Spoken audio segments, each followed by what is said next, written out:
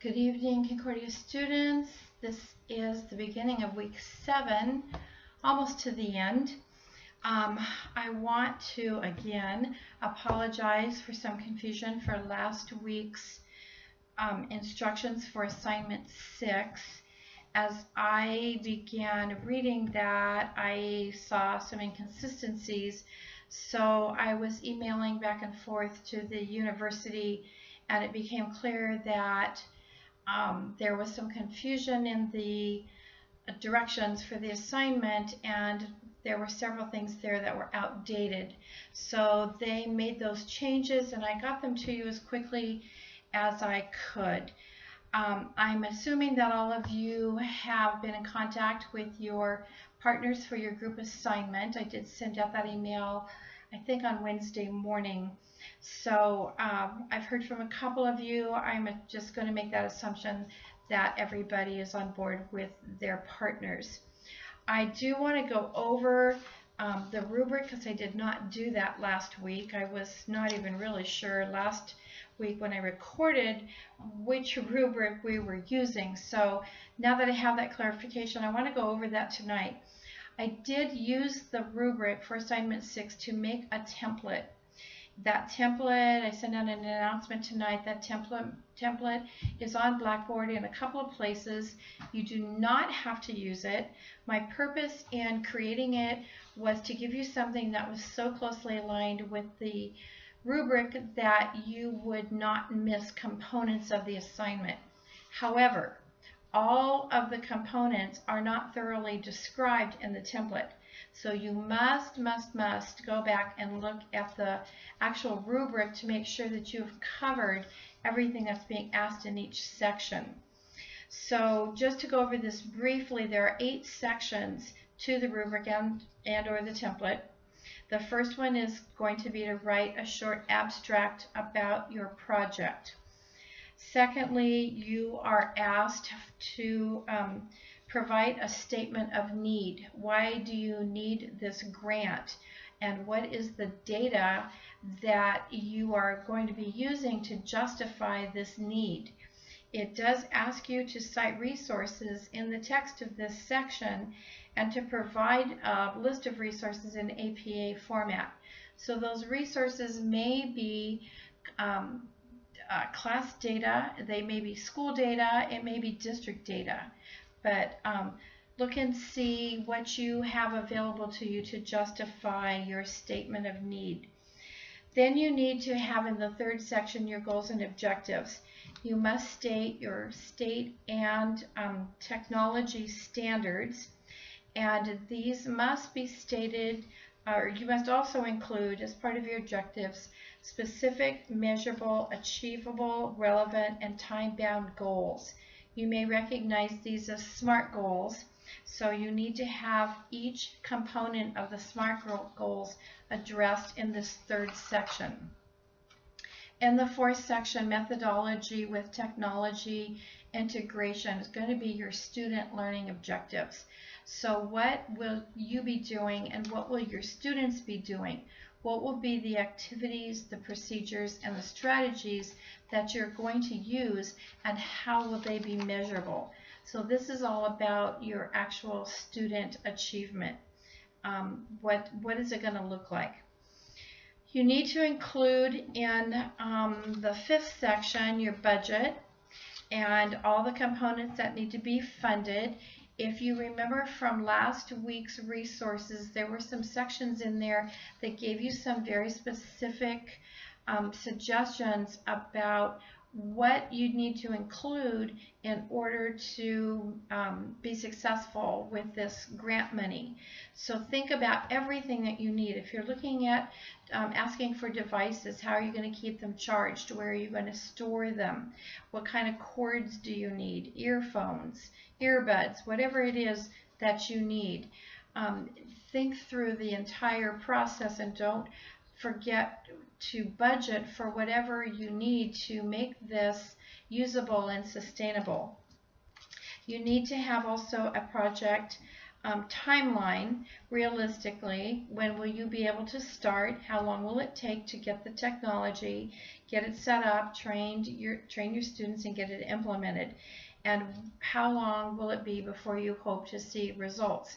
Now, this could be the whole school year. It could be 6 weeks or a couple of months. I have no idea, but make sure that you cover that as one of the components of this project. In the seventh area of the rubric, you need to have an evaluation plan. How are you going to evaluate the successfulness of using whatever you've asked for in this grant?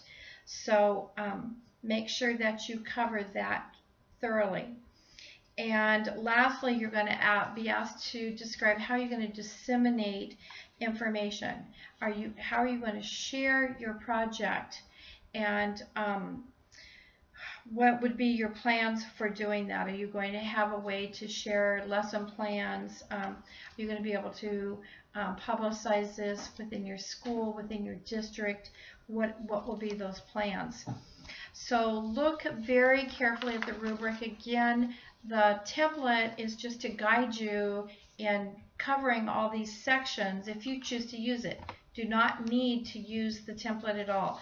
You may be using an actual template excuse me, from another grant, but that it will be the basis of your grade, is that rubric. Okay, so let's talk a little bit about week 7. This week has to do with a flipped classroom, and you have online on Blackboard 3 videos.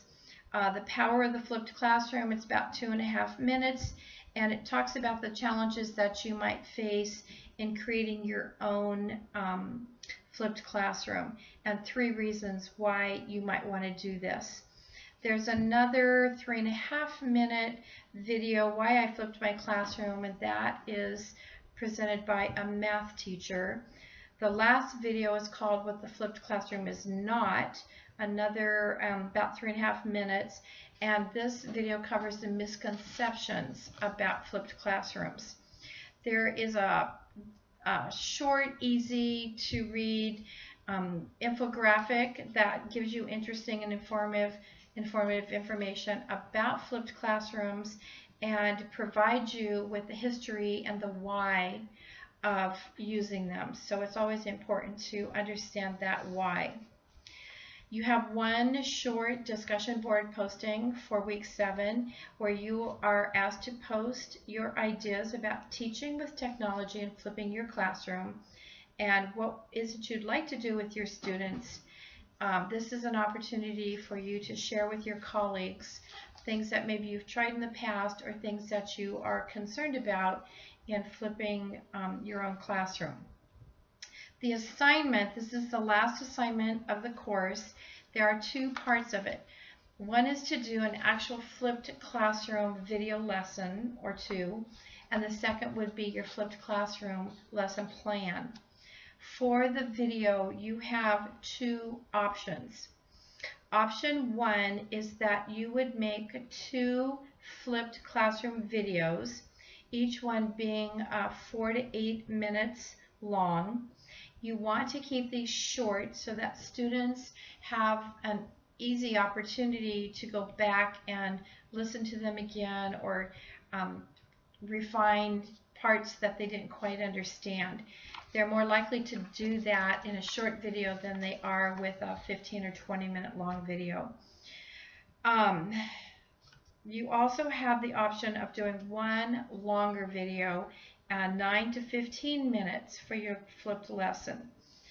So here's the deal about these. If you are going to do the one long video, it is due the last week of class on Friday. I believe that's October 13th.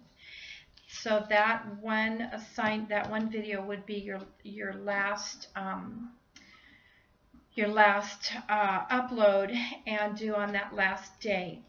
And then if you decide to do 2 short videos, one of them would be due next Sunday, which is the 8th, and the second video would be due on the 13th. please mark your calendars for these dates because most of your assignments are due on a Sunday night, except for the last week of class. And that assignment is due on the Friday of that last week. So again, assignment 6 is due on October 8th.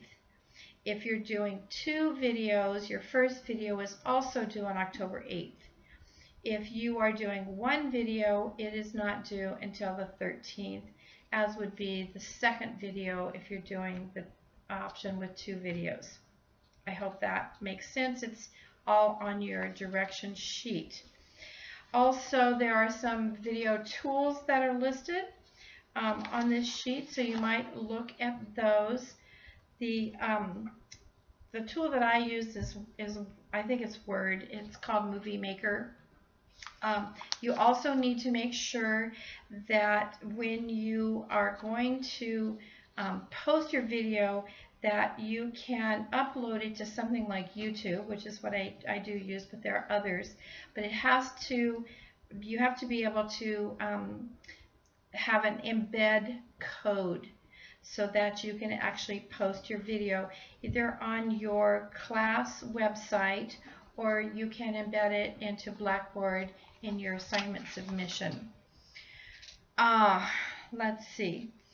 For the lesson plan, there is a template being offered. You don't have to use that template, but you might. I'm thinking that you might want to look at the lessons that you've done. I think it was assignment 3 and 5. You might want to look at those lessons since many of these same components are included in that lesson. Your subject, your technology, your materials, your objectives, your procedures, your activities, your evaluation sheet. So I would think about taking one of those lessons and seeing where within that lesson you could include a flipped lesson or 2 and insert those into that same lesson. So rather than rewriting an all new lesson, I would use one that you've already done, but I want you to think about how you could use this and where you might use it. So if you don't want to do that, you can create an entirely new lesson. That is totally up to you. All of the components for this are listed on the direction page as well as the template, which you may or may not use. If you are going to do the 2 videos, it's okay to use the same lesson plan for both of them. So extended directions on those, as I said, are on the direction sheet. I'm not going to read all that to you. Next week, at the beginning of week 8, I will go over the rubric for this last flipped class assignment. It's several pages long, so I want to make sure that I have time to look at that. But I wanted to kind of give everyone a heads up as to what this assignment is, because some of you may find that you're going to be submitting some of that by next Sunday. So I hope that is clear for this week. I hope you have a great week. This will be your last assignment for this course. So let me know if you have any questions, and have a great week.